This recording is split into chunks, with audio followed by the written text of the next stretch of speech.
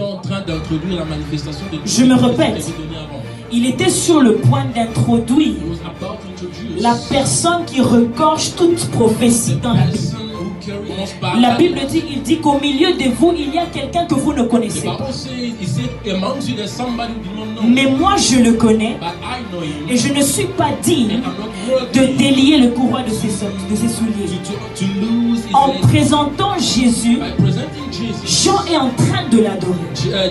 C'est par cela qu'il a commencé même la présentation de Christ. Quand tu dis à quelqu'un, je suis chrétien, tu es en train d'avouer donc que ta vie reflète le savoir-faire de Dieu. Et tu es en train de présenter Christ. Mais tu ne peux pas présenter Jésus au monde sans adorer le Jésus que tu présentes. Je disais, tu ne peux pas présenter Jésus au monde sans adorer le Jésus que tu présentes. Et la première fois qu'on a mentionné l'adoration, c'était lorsque Abraham devait aller donner Isaac à Dieu. Donc pour lui, l'adoration n'était pas une parole, mais c'était une chose qu'il a faite. Pour certains, l'adoration, c'est le fait de se trouver dans une fournaise avec ses amis, entouré des soldats qui attendent que tu meurs.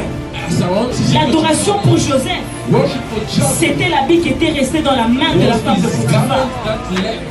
C'est parce qu'il a refusé de bow down à cela pour honorer son Dieu que c'est ça le symbole de son adoration. Ton mode de vie doit montrer que tu donnes à Dieu sa place. Jésus, un jour, je vais finir par là, il est avec ses disciples. Il les pose la question, qui dit-on que je suis? Et tout le monde avait des réponses.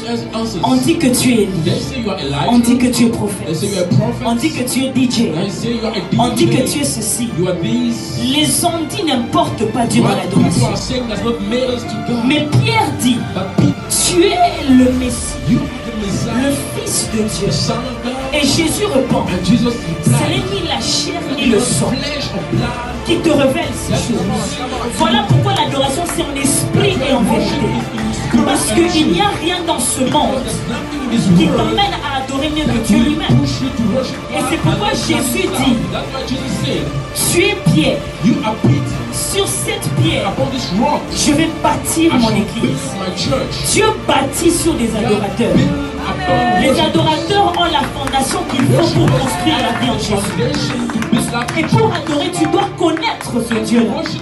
Je demande à ce que tu ne te décourages pas. Ce par quoi tu acceptes de passer pour l'amour de Jésus, c'est cela même ton adoration. Tu n'as peut-être pas une bonne voix, mais tu as un bon cœur. Tu n'as peut-être pas une bonne voix, mais il y a des choses que tu as fait pour Jésus. Tout ça, c'est l'adoration. L'adoration, c'est mettre Dieu à sa place.